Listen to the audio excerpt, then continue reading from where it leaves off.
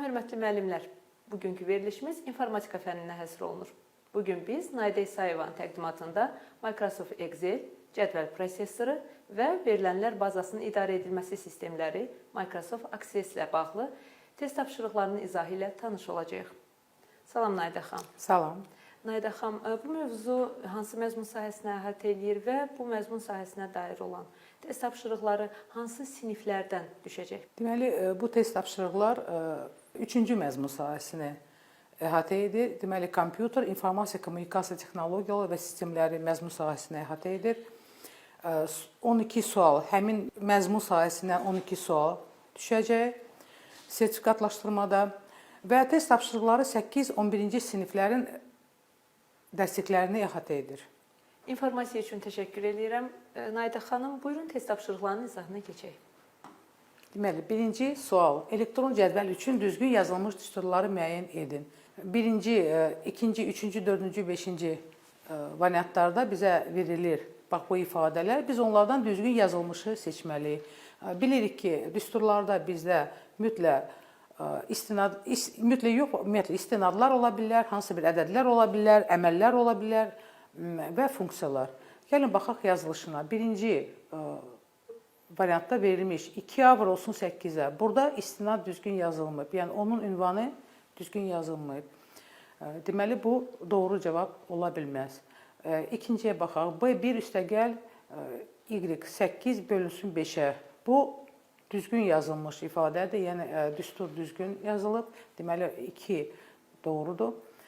D3 bölünsün 3-ə, deməli bölmə işarəsi burada düzgün göstərilməyib, bu doğru deyil.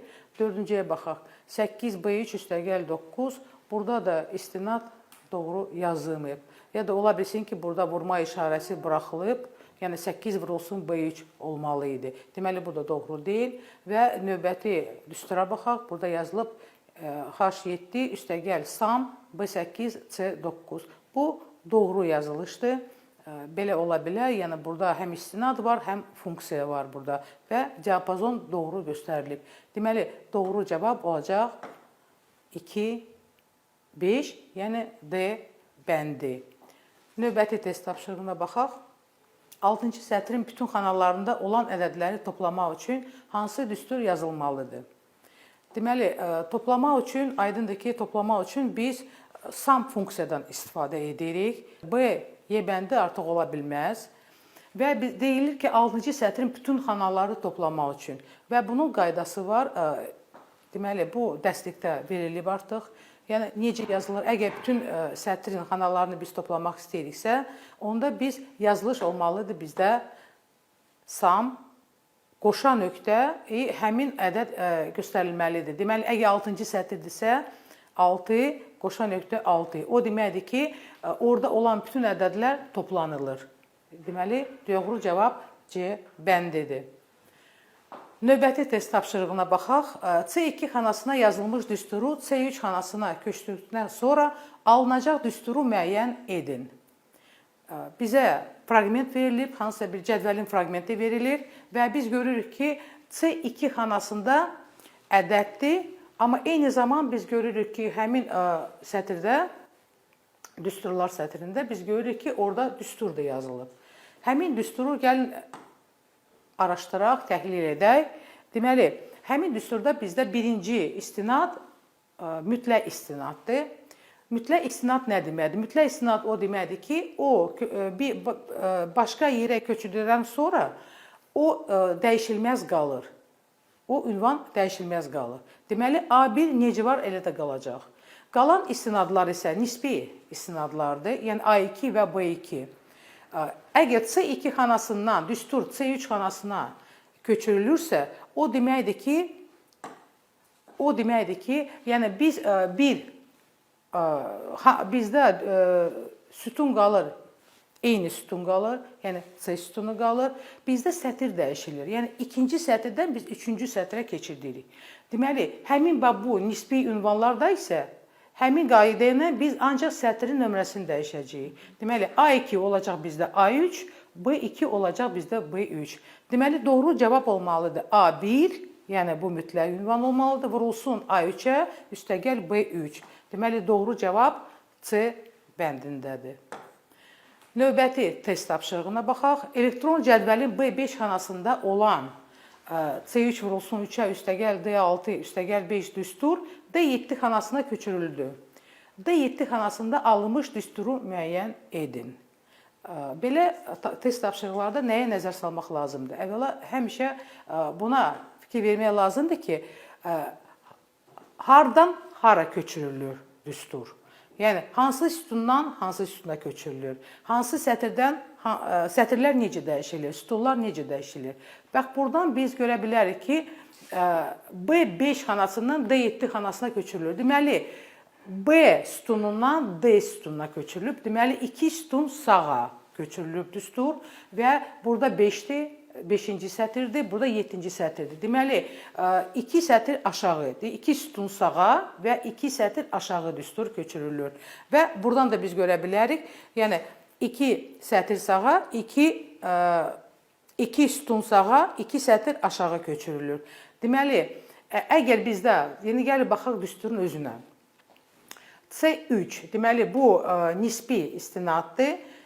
Əgər bizdə bu köçürülür sağa, 2 sütun sağa, deməli, C bizdə sütundan biz keçəcəyik Y sütununa. Əgər 3-cü sətirdədirsə, olacaq 5-ci sətir. Ona görə ki, 2 sətir də aşağı köçürülür bu. Deməli, C3 olacaq bizdə Y5. D6 mütləq ünvandır. O dəyişilməz qalacaq. Necə var? Elə də yazılışı elə də qalacaq. Bax, bu istinad mütləq istinaddır. Və 5 də qalacaq necə var? Bu sabitdir. Deməli, doğru cavab D bəndindədir. Gəlin baxaq. Yəni, Y5 vurulsun 3-ə, üstəgəl D6, bu dəyişilməz qaldı və üstəgəl 5. Doğru cavab D bəndindədir. Növbəti test tapşırığına baxaq. Elektron cədvəldə average D1, D4 düsturunun qiyməti 5-ə bərabərdir.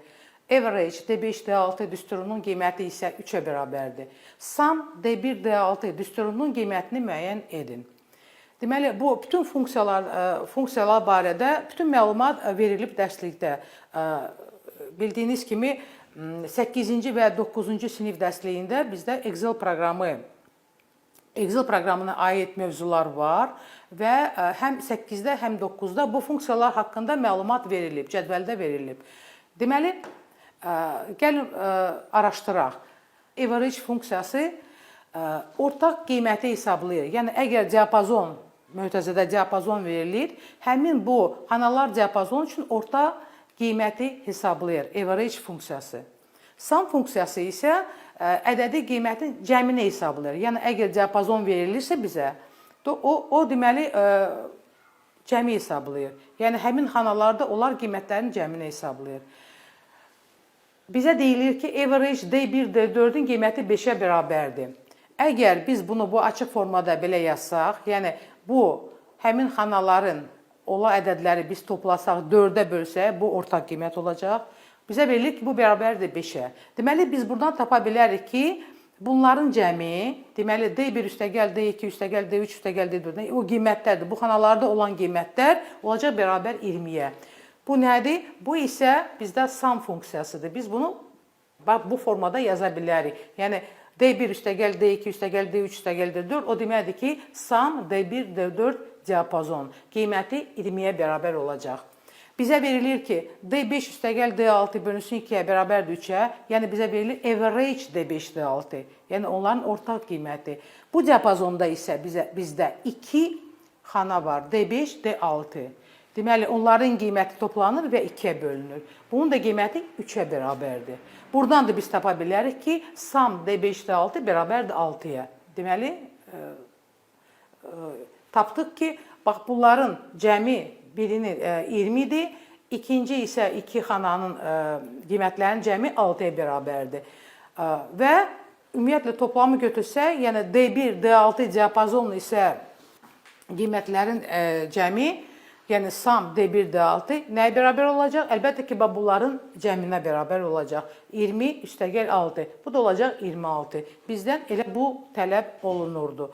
və baxırıq, axtarırıq burada doğru cavabı. Doğru cavab bizdə D bəndindədir. Növbəti test tapşırığına keçək və burada da artıq funksiyalardan istifadə olunur test tapşırığında.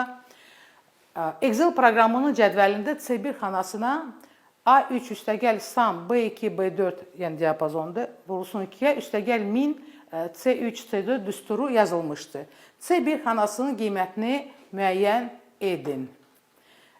Deməli 1000 funksiyası burada artıq 1000 funksiyası iştirak edir həmin düsturda.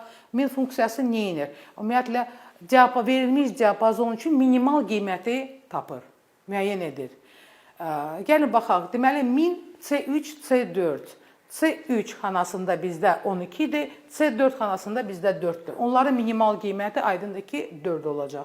Deməli 1000 C3 C4 bu bərabərdir 4-ə və yerinə qoyuruq və A3-ün qiyməti bizdə 34-dür və SAM B2 B4 o deməkdir ki bu 3 xananın qiymətini toplayırıq və vururuq 2-yə üstəgəl və minimal qiymətdir. Üstəgəl 4. Cavab olur 74. Bu B bəndidir. Növbəti test tapşırığına tanış olaq. Elektron cədvəl fraqmentinə əsasən A3 xanasının qiymətini müəyyən edin. Belə test tapşırıqlar, ümumiyyətlə tez-tez rastlaşma olar bu test tapşırıqlarına. Dərsliklərdə də bunlara yer ayrılıb yeni nəşrdə, yəni 9-cu sinif dərsliyində. Gəlin şərtə baxaq. Deməli bizə deyilir ki, A3 xanasının qiymətini tapın. A3 qiymətini tapmaq üçün biz əvvəlcə A2, B2, C2, B3 və C3 xanalarının qiymətini tapmalıyıq. Yəni müəyyən etməliyik. A2 xanasında bizdə nə var? A2 xanasında düstur yazılıb. Yəni biz artıq buradan başlaya bilərik. B1 xanasının qiyməti bizdə var. Yerinə qoyuruq, tapırıq ki, A2 xanasında bizdə 7 olacaq. Sonra keçirik B2 xanasına. B2 xanasını artıq biz tapa bilərik qiymətini. Deməli, bu artıq bu 3 xananın cəmidir. O da tapılır. C2 xanasının qiyməti də tapılır. Artıq onlar da məlumdur. O qiymətlər də məlumdur. Yerinə qoyub müəyyən edirik. B3 xanasının qiyməti bu minimal qiymətdir. Bu ədədlərin minimal qiymətidir. Yəni, burada A1, B2 diapazonu verilir. A1, B2. Deməli, bu 4 xananın minimal qiyməti götürülür. Yəni, minimal 5, 2, 7, 8 və üstəgəl 3 və o da qiymət tapılır. B3 xanasında 5 olacaq. C3 xanasında bizdə max funksiyası yazılıb. Deməli, max funksiyası nə edir? Max funksiyası da bu həmin verilmiş diapazon ən böyük ədədi tapır. Yəni, yenə biz həmin o qiymətləri qoyuruq. Burada A1, C2, A1, C2. Deməli, burada 6 xana var həmin diapazonda və həmin bu 6 xananın ən böyük qiymətini götürürük. Deməli, 10-dur. C3 xanasında 10 qiymət olacaq. Və növbəti ən sonda biz artıq A3 xanasının qiymətini tapa bilərik. Artıq B3 bizə məlumdur, C3-ün qiyməti də bizə məlumdur. Biz onları toplayırıq və tapırıq ki, A3 xanasında bizdə 15 qiymət olacaq. Deməli, doğru cavab Y bəndidir. Növbəti test tapşırığına baxaq. Verilmiş elektron cədvəl fraqmentinə əsasən C3, C4, C5 xanaların qiymətlərini müəyyən edin. Əgər siz elektron cədvəlin fraqmentinə baxsanız, nəzər salsanız, görə bilərsiniz ki, burada bizdə count funksiyası var artıq və biz yenə burada axtarırıq 3 xananın qiymətini. C1 xanasında bizdə 10 üstəgəl 3, 13 olacaq. C1 xanasında, C3 xanasında qiymət olacaq mənfi 10, C4 xanasında qiymət olacaq 2. Count funksiyası nə edir? Ümumiyyətlə, verilmiş diapazonda ədədlərin sayını tapır. Ola bilsin ki, həmin xanalarda, həmin diapazonun xanalarında bəzi yerlərdə ədədlər yox, hansısa bir mətn yazılıb. Onda onlar nəzərə alınmır. Həmin sayılmır, həmin xanalar sayılmır. Deməli, C5 xanasının qiyməti 6-ya bərabərdir. Biz saydıq, yəni nəyə görə? Ona görə ki, B1, C4 B1, C4. Deməli, bax bu diapazonda 6 xanada ədədlər yerləşir. Ona görə qiymət olacaq 6. Və biz burada bəndi seçməliyik. Əvvəl C3-ün qiymətini göstərməliyik. C3-ün qiyməti -10-dur. Sonra C4-ün xananın qiyməti 2-dir və C5 qiyməti olacaq 6. Doğru cavab B bəndindədir. Növbəti test tapşırığına baxaq. Elektron cədvəl fraqmentinə əsasən İstanbul şəhərində ilin yaz aylarında havaların statistik orta temperaturunu müəyyən etmək üçün hansı düstur yazılmalıdır? Və bizə cədvəl fraqmenti verilir və bəndlərdə A, B, C, D, E bəndlərində bizdə müəyyən düsturlar verilir və siz gördüyünüz kimi burada funksiyalar da var. İstanbul şəhəri üçün yaz ayları, burada qeyd olunub şərtdə ki, yaz ayları. Deməli, biz ancaq yaz ayları mart, aprel, may. Deməli, D, E, F sütunlara baxmalıyıq. Sətirlərdə isə biz İstanbul, yəni İstanbul 3-cü sətirdə yerləşir. Deməli, 3-cü sətrin D, E, F sütununa baxmalıyıq. Yəni, bu D3, Y3 və F3 xanalarına nəzər salmalıyıq. Deməli, bizdə diapazon D3, F3 xanalar diapazonudur və deyilir ki, yaz ayların statistik, deməli, orta qiymətini, yəni temperaturunu müəyyən etməyə lazımdır. Orta qiymət isə, orta qiymət biz average funksiyasından istifadə edə bilərik, yəni orta qiyməti tapmaq üçün. Və ona görə də biz həmin diapazonu götürüb və average funksiyasından istifadə edirik. Average D3, F3. Doğru cavab C bəndindədir. Növbəti test tapşırığına tanış olaq. Qurulmuş diaqram cədvəlin A2, C2 diapazonuna uyğundur. Cədvəl fraqmentinə əsasən B1 xanasına hansı ədəd yazılmalıdır? Əgər biz bu dairəvi diaqrama diqqətlə baxsaq, görə bilərik ki, bu dairəvi diaqramda 2 hissə eynidir, 3-cü hissə 3 dəfə hərəsindən böyükdür. İndi gəlin baxaq, burada qiymətlərdə bizə nə göstərir? Qiymətlər bizə nə göstərir? Deməli, A2 xanasına yazılmış düstura əsasən biz onun qiymətini tapa bilərik. A2 xanasında yazılmış qiymət. Yerinə qoyuruq qiymətləri, olur 36. C2 xanasında artıq biz qiyməti də tapa bilərik. C2 xanasında bizdə 36 bölünsün 4, üstəgəl 3 olacaq 12.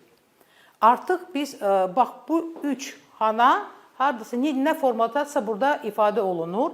Biz tapmalıyıq hansı xanalar, hansı hissəni təşkil edir. Aydındır ki, deməli, C2 xanası 12-dir, A2 xanası 36-dır. Deməli, 60% bu A2 xanadır. C2 xana isə 12-dir. Deməli, B2 xana da, B2 xana, bu da 20% təşkil edir. Deməli, bu da olmalıdır 12. Qiyməti olmalıdır 12. Deməli, biz müəyyən etdik ki, B2 xanasında bizdə 12 ədəd 12-dir. Qiyməti 12-dir. Və burada düstur verilir. B1 vurulsun A1 çıx C1. Biz yazırıq, yerinə qoyuruq və buradan biz sadə bir tənliyi həll edib B1-in qiymətini tapırıq. Alınır B1 bərabərdir 2-yə. Deməli, B1 xanasında bizdə 2 yerləşir. Düzgün cavab D bəndidir. Növbəti test tapşırığına baxaq. Verilənlər bazasının cədvəl fraqmenti verilir. Cədvəlin hansı sahəsi başlıca açar kimi götürülə bilər? Bizə fraqment verilir. Əlbəttə ki, bu fraqmentdir və gördüyünüz kimi birinci sütunda bizdə, yəni biz deyək bilə, birinci sahə sıra N, yəni sıra nömrəsidir yəqin ki, sıra nömrəsidir. İkinci sahə soyad, üçüncü sahə ad, ata adı, sonra doğum ili, vəzifə, əmək haqqı. Başlıca açar nə deməkdir? Başlıca açar o deməkdir ki, bu elə sahədir ki, orada yazılar, qiymətlər təkrarlanmamalıdır. Gəlin baxaq, bax, soyad, soyada baxaq da. Məmmədov, Səlimova, Qasımzadə, Andreyeva, Talıblı. Ola bilsin ki, bu ancaq fraqmentidir. Yenə Məmmədov soyadında hansısa bir iştirakçı ola bilər, istifadəçi ola bilər, onun haqqında məlumat ola bilər, Talıblı haqqında və s. Yəni soyadlar təkrarlana bilər cədvəldə. Biz bunu başlıca açar kimi götürə bilmərik bu sahəni ona görə də. Ad da eyni bu sahəyə də aiddir. Deməli, adlar təkrarlana bilər. Yəni, ayrı-ayrı insanların bilirsiniz ki, eyni adları ola bilər. Deməli, bu sahəni də biz başlıca açar kimi götürə bilmərik. Ata adı bu sahəyə də aiddir, eyni məlumat. Yəni, ata adı da götürülə bilməz başlıca açar kimi. Doğum ili, eyni ildə anadan olan insanlar ola bilər. Yəni, bu rəqəmlər, ədədlər eyni ola bilər. Bunu da biz başlıca açar kimi götürə bilmərik. Vəzifə, ta ki müəllim, bir neçə müəllim ola bilər insanlardan, ya da tərcüməçi, ya da mühəndis. Deməli, bu da başlıca açar sahəsi ola bilməz. Əmək haqqı, əmək haqqları da eyni insanlar var. Deməli, bu sahədə başlıca açar kimi götürülə bilməz. Amma yenə bir burada sahə var ki, biz buna deyirik ki, bunun tipi avtonambudur. Deməli, sıra N. Avtonambu nə deməkdir? Bu avtomatik nömrələnir. Deməli, yazılar avtomatik nömrələnir. Yəni, burada aydındır ki, eyni yazılar ola bilməz. Yəni, yazılar olmayacaq da. Ona görə də biz həmin bu sahəni başlıca açar kimi götürə bilərik. Düzgün variant D bəndidir. Növbəti suala baxaq. Müəyyən verilənlər bazasında ölkələr və memarlıq abidələri cədvəlləri hazırlanıb, onları əlaqələndirmək üçün hansı əlaqə növü seçilməlidir? Deməli, ölkələr və memarlıq abidələri aydındır ki, bu A bəndi bura yaramır. Birin birə. Birin birə nə deməkdir? Yəni, bir cədvəlin bir qiymətinə, o birisi cədvəlin də bir qiyməti onlar bir-birinə bağlıdır. Yəni, bu qiymətlər bir-birinə bağlıdır. O deməkdir ki, hər ölkənin bir memarlıq abidəsi var. Ya da memarlıq abidəsi ancaq bir ölkədə yerləşir. Deməli, bu birin birə əlaqəsi əlbəttə ki, mümkün deyil. Çoxun çoxa da əlaqəsi burada həmin bu cədvəllərə yaramır. Ona görə ki, çoxun çoxa nə deməkdir? Misal üçün, bir kitabın bir neçə müəllifi var və hər müəllif bir neçə kitabın müəllifidir. Yəni, bu çoxun çoxa o deməkdir. Yəni, ölkələrin memarlıq abidələri var və bir memarlıq abidəsi misal üçün bir neçə ölkədədir. Eyni bir memarlıq abidəsi. Bu da bura yaramır. Çoxun birə belə bir əlaqə yoxdur. Yəni, birin çoxa var, çoxun birə yoxdur. Bunu da qeyd edim ki, birin ikiyə də yoxdur. Verilənlər bazasında bunu da biz götürürük. Yəni, düzgün cavabların içindən qalır birin çoxa. Bu doğru cavabdır. Nəyə görə? Yəni, hər bir ölkədə bir neçə memarlıq abidə var. Memarlıq abidəsi var və bunlar faktiki təkrarlanmır. Yəni, həmin ölkəyə məxsus memarlıq abidələridir. Ona görə də cavab birin çoxadır. Növbəti suala baxaq, test tapşırığına baxaq. Qohumluq əlaqələrini əks etdirən verilənlər bazasının fraqmenti verilib. Əlaqələndirilmiş cədvəllər əsasında Babazadə TX-nin babasının kim olduğunu müəyyən edin. Və A, B, C, D, Y bəndlərdə verilib həmin vətəndaşların adları, soyadları, ataların adları qeyd olunub. Gördüyümüz ki, bizə iki cədvəl verilib. Bu iki cədvəl bir-birini əlaqələndirilib. Nə deməkdir? Deməli, birinci cədvəl bizdə bu vətəndaşların soyadları verilir, ID nömrələri verilir və cinsi müəyyən olunub, yəni yazılıb. Və ikinci cədvəldə isə bunlar, fikir versəniz, burada ID-lər var. ID valideyn, ID uşaq. Deməli, əgər vətəndaş nömrəsi sağ tərəfdədirsə, deməli, onun valideyni biz sol tərəfdə axtarırıq. Əgər onun nömrəsi sol tərəfdədirsə, biz onun uşaqlarını, övladlarını müəyyən edə bilərik, həmin ID-lərini. Gəlin, indi baxaq. Deməli, bizə Babazadə TX verilib, onun ID-si 13-dür. Biz burada axtarırıq ki, Babazadə TX, bax, bir görək kişidir, onun ID-si 13-dür. Və biz ikinci cədvələ müraciət edirik. Deməli, biz tapmalıyıq onun babasını, biz müəyyən etməliyik, onun babasını. Deməli, əvvəlcə biz onu sağ tərəfdə axtarırıq ki, əvvəl onun valideynləri tapaq. Kimdir onun valideynləri?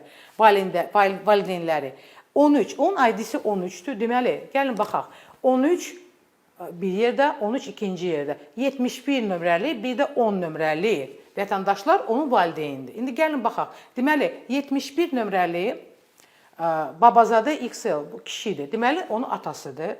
71 nömrəli və yenə biz baxırıq burada ki 10 nömrəli isə Quluzadə və o qadındır, deməli onun anasıdır. İndi biz nə etməliyik? Biz indi həmin bax bu vətəndaşların sağ tərəfdə bunları axtarmalıyıq və sol tərəfdə tapıb onların valideyni tapacağıq. Əgər biz onları tapsaq, deməli bu ilkin vətəndaşın, deməli bizdə Babazadə TX-nin babasını kim olduğunu biz müəyyən edə bilərik. Amma kişi xela olmalıdır, biz onu mütləq nəzərə almalıyıq.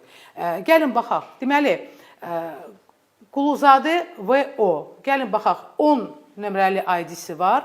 10 nömrəli ID-sini biz burada axtarırıq. Bu iki yerdədir. Biri 82, biri 42. Və baxırıq burada 82 burada verilib. Quluzadə o-a kişidir, elə kişidir. Və 42 Əmirova bu qadındır. Bizi imlə maraqlandırır kişi. Yəni biz babanı axtarırıq. Deməli biz buradan nəticə çıxarda bilərik ki, Quluzadə o-a bu Quluzadə o-a həmin Babazadə TX-nin babasıdır. Biz onu indi ata tərəfdən yoxlasaq, biz onu ancaq ana tərəfdən indi yoxladıq. Ata tərəfdən də yoxlaya bilərik. Ata tərəfdən də isə biz burada tapa bilməyəcəyik onun ID-sini. Yəni babalar, yəni nələr haqqında məlumat verilməyib. Ona görə də doğru cavab Quluzadə o-a. Deməli onun babasıdır. Növbəti test tapşırığına baxaq. Verilənlər bazasının imtahan nəticələri adlı cədvəlindən fraqment verilir. Cədvələ deməli bax bu sorğu tətbiq edilərsə, nəticədə yeni yaranacaq cədvəldəki yazıların sayını müəyyən edin. Deməli cədvəl indi mən biraz sağa köçürtmüşəm. Bizə sorğu verilir və biz burada biz görürük ki, sorğu mürəkkəb sorğudur. And əməli var burada, or əməli var burada və 3 ifadə. Yəni 3 şərt var burada. Həmin bu şərtləri biz indi incələyəcəyik və yoxlayacağıq. Yəni and və or əməli. Yəni and əməli nə deməkdir? Bütün arqumentləri əgər doğrudursa, o zaman nəticədə doğru olacaq. Bu and əməlidir. Yəni andlə o əmələ gələn mürəkkəb ifadə o zaman doğrudur. Əgər hamısı, bütün içində olan ifadələr doğrudursa. Or əməli isə elədir ki, əgər arqumentlərinin biri heç olmasa doğrudur, o doğru olacaq. Birinci mötərizədə verilmiş sorğu əsasında 5 yazı seçilir. Gəlin baxaq birinci. Deməli, R-la başlayan adlar. Gəlin baxaq, R-la başlayan adlar 1, 2, 3, 4, 5. Deməli, artıq birinci, ikinci, dördüncü, beşinci, altıncı yazı seçilir. Birinə. İkinci ifadə baxaq, kimya böyükdür 60-dan. O deməkdir ki, kimyadan alınan qiyməti 60-dan böyük olmalıdır. Hansılardır bunlar? Bu ikinci yazıda elədir, burada 65-dir. Bu üçüncü yazıda elədir, yəni 78-dir və altıncı yazıda 85-dir. Yəni 3 yazı artıq seçildi. 3 yazı seçildi. İndi onların arasında and əməli durur. O deməkdir ki, hər ikisi doğru olmalıdır. O zaman bax, bu böyük ifadə doğru olacaq. Gəlin, baxaq. Deməli, biz burada seçdik ki, 5 yazı birinci dəfə seçildi və 3 yazı ikinci dəfə seçildi. Və biz onları faktiki kəşfməsini götürməliyik. Kəşfməsini götürməliyik. Ona görə də 2 yazı qalır burada. İkinci və 6-cı yazı qalır. Yəni, ikinci yazıda görürsünüz ki, R-la başlayır. Kimyadan qiyməti 65-dən yuxarıdır. 6-cı yazıda da belədir. Rauf adında hansı bir şagirddir ya da abituriyentdir və onun da qiyməti kimyadan 85-dir. Yəni, bunlar artıq bu şərtə ödəyir. İndi gəlin, baxaq, üçüncü nə yazılıb, hansı ifadədir? İnformatika böyük deyə bərabərdir 80. O deməkdir ki, həmin sahədə, gəlin baxaq, həmin sahədə biz o yazıları seçirik ki, orada 80-dən yuxarı ya da bərabər qiymətlər var. Yəni, bu 90, 85. Deməli, birinci yazı və 6-cı yazı. Buna uyğundur. Və belə bir şey yaza bilərik. Bax, bu ifadə yaza bilərik. Deməli, burada birinci, bu iki ifadə, ədlə birləşən ifadələrin nəticəsi ikinci və 6-cı yazını verir bizə. Bunlar isə informatika böyük deyə bərabərdir 80-ə. Birinci və 6-cı yazını, 6 nömrəli yazını verir bizə. Onların faktiki burada or işarəsi durur, yəni or əməli durur. Or əməli nə deməkdir? O birləşmədir. Və birləşmə nəticəsində biz 3 yazı götürürük. Birinci, ikinci və 6-cı yazını götürürük. Deməli, 3 yazı həmin bu sorğuya uyğundur. Doğru cavab B bəndindədir. Və növbəti test tapşırığına baxaq. Süd məhsulları cədvəlinin bir fraqmenti verilib. Bu cədvəldə saxlama müddəti gün sayəsinə görə azalma sırası ilə çeşidləmə aparıldıqdan sonra yazıların ardıcıllığını müəyyən edin. Saxlama müddəti, deməli biz nəzər satsaq bu həmin fraqmentə, bizdə saxlama müddəti gün bu sahədir və burada görürük ki, müxtəlif qiymətlər var. Bizə deyilir ki, biz azalma, yəni elə sıralamalıyıq ki, azalma sırası ilə olsun. Yəni ədədlər böyükdən kiçiyə doğru geçsin.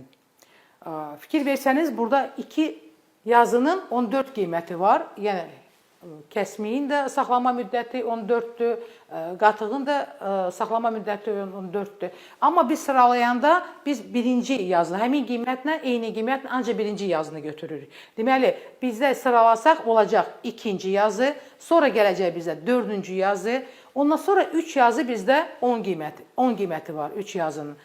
Deməli, ondan sonra olacaq birinci, sonra 5-ci, 6-cı və nəhayət 3 nömrəli yazıda bizdə qiymət 4-dür. Bu sonda olacaq. Və ona görə də doğru cavab C bəndindədir. Növbəti test tapşırığına keçirik. Verilənlər bazasında yaradılmış cədvəldə soyadı A ilə başlayıb, yaşı 40-dan çox olmayan, peşəsi jurnalist olan ya da olanları tapmaq üçün tətbiq ediləcək sorğunu müəyyən edin. Bizdə nə verilir? Verilir ki, A ilə başlamalıdır. Soyadı A ilə başlamalıdır. Yaşı 40-dan çox olmayan, yəni ya kiçikdir ya bərabər ola bilər. Peşəsi jurnalist olmalıdır mütləq və bunları biz nəzərə almalıyıq. Hamısı nəzərə almalıyıq. Şərtdə deyilir ki, bunlar vergüllə ayrılır. Yəni A ilə başlayıb yaşı 40-dan çox olmayan. O deməkdir ki, bax bu sorğular, biz sorğu verəndə biz and məntiqi əməldən istifadə etməliyik. Oradan yox, and-dən istifadə etməliyik. Deməli, gəlin baxaq. Birinci peşəsi müəllim. Amma bizə deyilir ki, peşəsi jurnalist olmalıdır. Deməli, A bəndi burada yaranmır. B bəndinə keçək. Artıq B bəndi qeyd olunub ki, düzgün cavabdır. Peşəsi jurnalist, and yaşı 40-dan çox olmayan, deməli, kiçiyi ya bərabər ola bilər və soyadı A ilə başlayan. Deməli, biz A yazırıq, ulduz işarəsi onu bildirir ki, burada bir, çox, daha çox simvollar ola bilər, ya simvol heç olmaya da bilər. Bu o deməkdir. Amma A ilə başlayır. Deməli, B-də doğru cavabdır. Gəlin, baxaq növbəti bəndlərə. Peşəsi jurnalist, bu doğrudur. Amma burada or yazılıb. Deməli, o deməkdir ki, jurnalist ola bilər, amma bu olmaya da bilər. Amma burada bizdə hər üçü olmalıdır. Deməli, C bəndi yaranmır. D bəndinə baxaq. Yazılışı burada doğru deyil. Deməli, yenə burada ordan istifadə edirik biz. Peşəsi jurnalist. Burada or yazılıb. Bu da doğru cavab deyil. Və Y bəndinə baxaq. Peşəsi jurnalist. Yaşı 40-dan kiçik. Amma bizdə yaşı 40-dan çox olmayan, yəni 40 da ola bilər. Deməli, burada bərabərlik buraxılıb. Və soyadı da düzgün yazılmır. Bizə lazımdır ki, soyadı A ilə başlasın, amma burada ulduz işarəsi qoyulub. Deməli, ulduz işarəsinin yerində başqa simvol da ola bilər. Yəni soyadı A ilə başlamaya da bilər. Deməli, Y bəndi yaramır. Doğru cavab B bəndindədir. Deməli, biz bugün elektron cədvələ və verilənlər bazasına idarə edilmə sistemlərinə aid test tapşırıqlarla tanış olduq. Mən bütün müəllimlərə gələcək imtahanlarda uğurlar arzulayıram. Naidək xanım, ətraflı izahınıza görə biz sizə təşəkkür edirik. Ümid edirik ki, müəllimlər həqiqətən bu dərslərdən, eyni zamanda sizin izahlarınızdan faydalanacaqlar. Çox sağ olun. Sağ olun. Əziz müəllimlər, bugünlük verilişi yekunlaşdırırıq. Növbəti buraxılışlarda görüşənə qədər.